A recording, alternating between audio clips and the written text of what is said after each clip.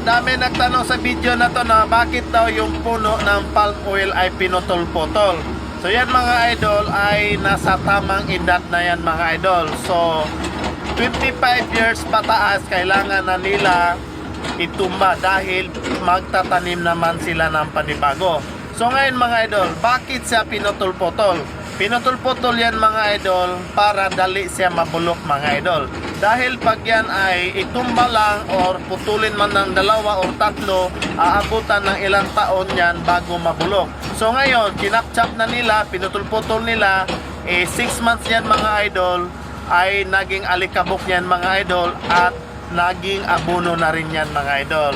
Yan ang purpose niyan mga idol, para malinis yung plantation nila at number 1 na yung organic na abono mga idol.